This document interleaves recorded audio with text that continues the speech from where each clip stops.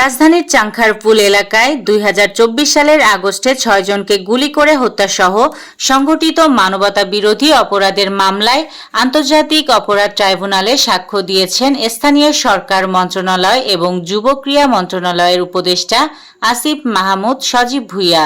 বৃহস্পতিবার বিকেল ৩টার পর আন্তর্জাতিক অপরাধ ট্রাইব্যুনাল ১ এর চেয়ারম্যান বিচারপতি মোহাম্মদ গোলাম মর্তজা মজুমদারের নেতৃত্বাধীন বিচারিক প্যানেলের সাক্ষ্য দেন তিনি। জুলাই সনদ স্বাক্ষর অনুষ্ঠানে খালেদা জিয়াকে আমন্ত্রণ জানালো ঐক্যমত্য কমিশন। বিএনপি চেয়ারপারসন খালেদা জিয়া ও ভারপ্রাপ্ত চেয়ারম্যান তারেক রহমানকে জাতীয় জুলাই সনদ স্বাক্ষরের অনুষ্ঠানে আমন্ত্রণ জানানো হয়েছে।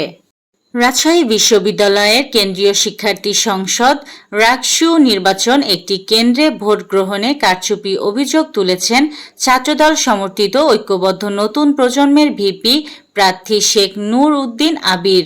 তিনি বলেন, দুপুর ১:৩০ থেকে ২:৩০ পর্যন্ত ১ ঘণ্টা ভোট বন্ধ ছিল। প্রিজাইডিং অফিসার বন্ধের কারণ জানায়নি। কেন্দ্রে প্রবেশ করে প্রিজাইডিং অফিসারের স্বাক্ষরিত ২০০ শতাধিক ব্যালট পেপার পাওয়া গেছে।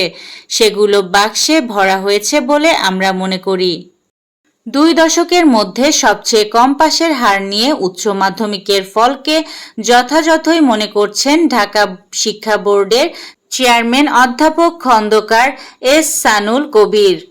চট্টগ্রামের রপ্তানি প্রক্রিয়াকরণ অঞ্চল এলাকার কারখানার আগুন ৪ ঘণ্টায় নিয়ন্ত্রণে আসেনি।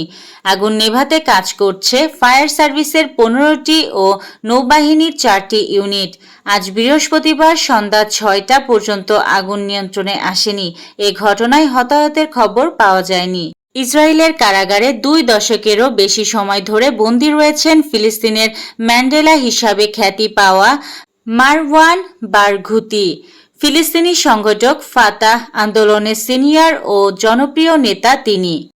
মাদক চোরাচালানের অজুহাতে মার্কিন প্রেসিডেন্ট ডোনাল্ড ট্রাম্প ভেনেজুয়েলায় অভ্যুত্থানের চেষ্টা করেছেন বলে অভিযোগ করেছেন দেশটির প্রেসিডেন্ট নিকোলাস মাদুরো।